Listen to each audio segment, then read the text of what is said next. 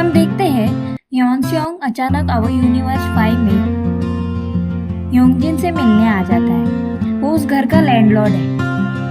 तायोंग दरवाजा खोलने की कोशिश करता है लेकिन योंगजिन उसे रोक देती है। वो उसे जल्दी से उसके रूम में ले जाती है। उसे कहती है सिर्फ 5-10 मिनट के लिए रूम में ही रहना। फिर वो वूजू को उसके तरफ देती है। घर में बच्चे से जुड़ी हुई हर चीज वो छुपा देती है, जैसे कुछ भी नजर न आए। सब कुछ संभाल कर वो जाकर दरवाजा खोलती है। योनसेयोंग घर के अंदर आता है। योंगजुन उसे नाम से बुलाती है। तायोंग को याद आता है कि योंगजिन ने मेंशन किया था कि वो उसका पहला प्यार। योनसेयोंग एक डॉल उठाता है। वो योंगजिन से पूछता है ये क्या है। तभी वूजू रूम से भागते हुए बाहर आ जाता है। तुरंत पाक के हाथ से डॉल छीन लेता है और कहता है ये डॉल उसका है। तायोंग भी बच्चों को रोकने के लिए रूम से दौड़कर बाहर आता है लेकिन वो स्लिप होके गिर जाता है। सिचुएशन और ऑकवर्ड हो जाती है। योंगजिन मिस्टर पार्क को घर से बाहर ले जाती है। जिन मिस्टर पार्क के साथ एक कैफे में वहाँ मिस्टर पार्क को पता चलता है कि अपने बहन को खोने के बाद जिन अपने इन-लॉ के साथ मिलकर वूजू का ख्याल रखते हैं। सब उसके लिए काफी मुश्किल रहा है, लेकिन अच्छा ये था कि उसे ये सब अकेले नहीं झेलना पड़ा। मिस्टर पार्क कहता है कि वो उसकी मदद करना चाहता है। योंगजिन कहती है कि वो बेटर कर रही है। वो ये भी बताती है कि इन-लॉ भी उसकी हेल्प कर रहा है। योंगजिन उसे झूठ बोलने के लिए माफी मांगती है। मिस्टर पार्क सच कह देता है कि उसे दुख हुआ। योंगजिन घर लौटती है और देखती है तायोंग फ्लोर साफ कर रहा है। वो चुपचाप उसकी हेल्प करने लगती। सफाई करते हुए वो उससे माफी मांगती है जो उसने पहले किया था उसके लिए। वो समझाती है कि उस वक्त वो बहुत घबरा गई थी, इसलिए ऐसा रिएक्ट करती है। फिर उसे याद आता है कि वो गिर गया था। वो पूछती है तुम्हें कहीं चोट तो नहीं लगी? लेकिन तायोंग का टोन ठंडा है। वो कहता है कि जब उसका फर्स्ट लव आया था तब उसने उसे और बच्चे को जैसे कोई एक्स्ट्रा चीज हो वैसे ट्रीट किया, जैसे वो अशेम थी इन दोनों के साथ रहने के लिए। उसे लगता है कि जब बच्चे के साथ एक्सीडेंट हुआ था तब भी शायद वो अपने फर्स्ट लव के साथ ही बिजी थी। योंगजिन तुरंत कहती है वो काम कर रही थी। और याद दिलाता है कि वो उस आदमी के सामने ठीक से बोल भी नहीं पा रही। फिर वो उसे एक सवाल पूछता है, क्या उसे शर्म आती है अपने फर्स्ट लव के सामने वूजू को अपनाते हुए? योंगजिन सीधा जवाब देती है कि वूजू को रेस करने में बिल्कुल शर्म नहीं आती। तब तायोंग को लगता है शायद वो ही उसके लिए एम्बैरेसिंग है।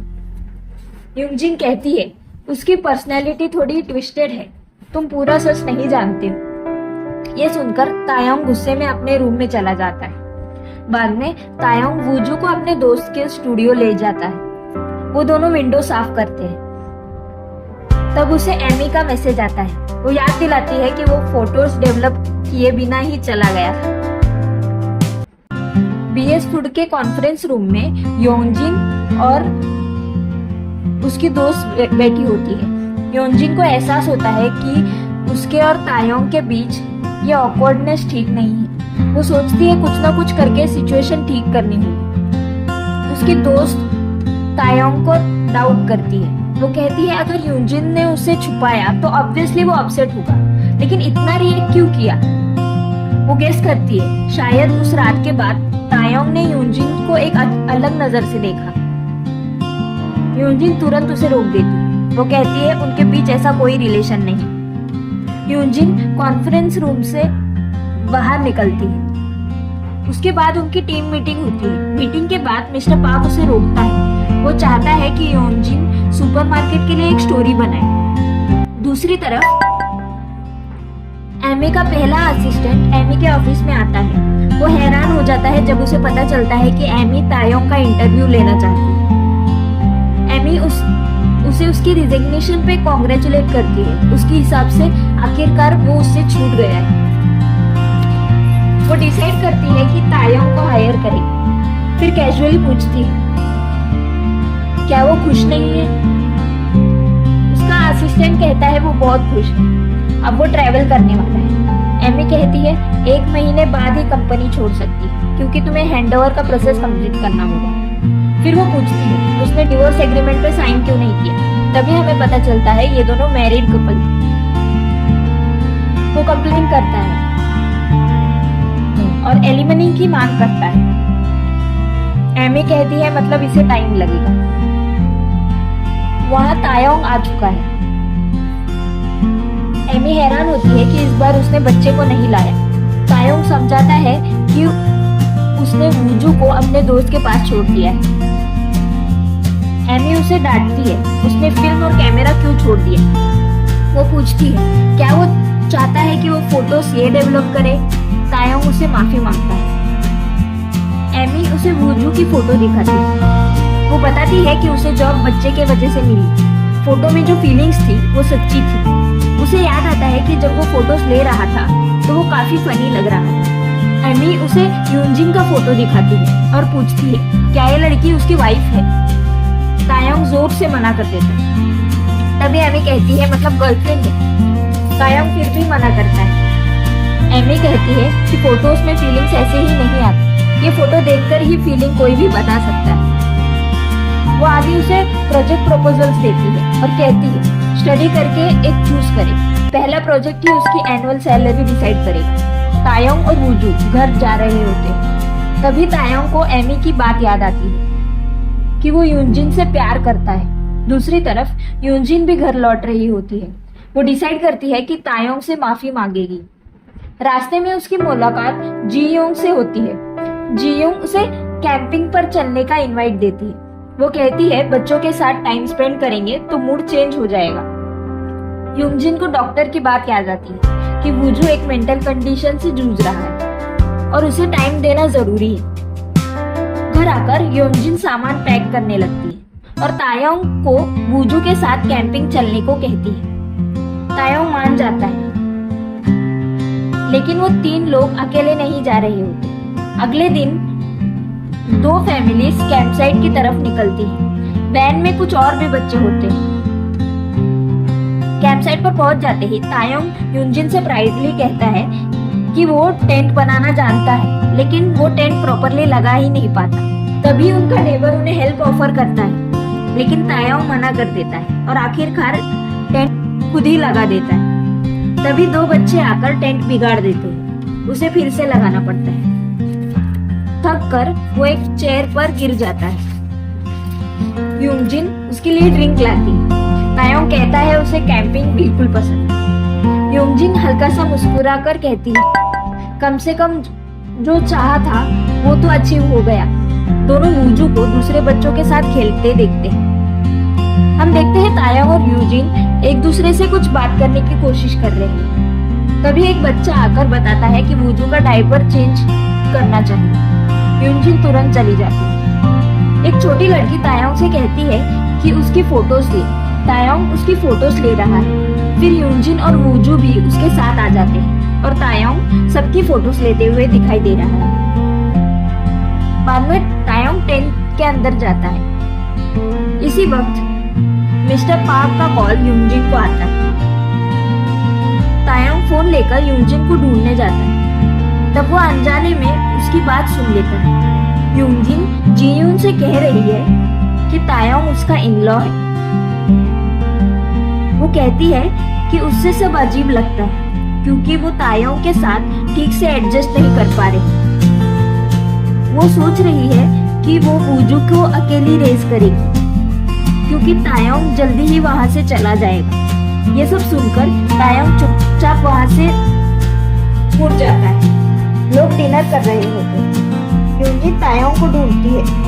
उसे हाथ हिलाकर बुलाती है लेकिन वो उसे इग्नोर कर देता है और सीधे अपने टेंट पे चला जाता है। यूनजिन उसके पीछे टेंट में आती है। वो उसे खिलाने की कोशिश करती है लेकिन तायोंग वो हटा देता है। इतने में वो गिर जाता है। यूनजिन गुस्से में वहां से चली जाती है। छोटी लड़की स्प्रिंग को लगता है कि तायोंग बुरा है। तब तायोंग चुपचाप वो उठा लेता है। यूनजिन अकेली रोड पर चल रही है। उसे समझ ही नहीं आ रहा है कि वो क्या करे। तायोंग ने ऐसा क्यों रिएक्ट किया। तब मिस्टर पार्क का कॉल आता है। वो कहता है उसने मैसेज भेजा था, रिप्लाई क्यों नहीं किया। वो फाइल भेजने के लिए कहता है। उसे पता चलता है कि यूनजिन वूजू के साथ कैंपिंग पर आई है। यूनजिन बताती है कि क्लाइंट ने कुछ और ऑप्शंस भेजे हैं, लेकिन सिग्नल ठीक नहीं होता, बात अधूरी रह जाती है। चलते चलते वो रिस्ट्रिक्टेड एरिया में पहुंच जाती है। काफी देर हो जाती है, यूनजिन वापस आई ही नहीं। जीयून परेशान हो जाती है, लेकिन तायोंग जैसे परवाह ही नहीं कर रहा। उसे यूनजिन की बातें सुन ली थी, इसलिए वो खुद को अलग रखता है।